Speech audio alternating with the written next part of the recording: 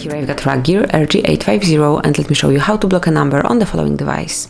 So at first, let's open the phone dialer, then click on the more icon, which is 3 dots 1 in the right upper corner, and then select the settings.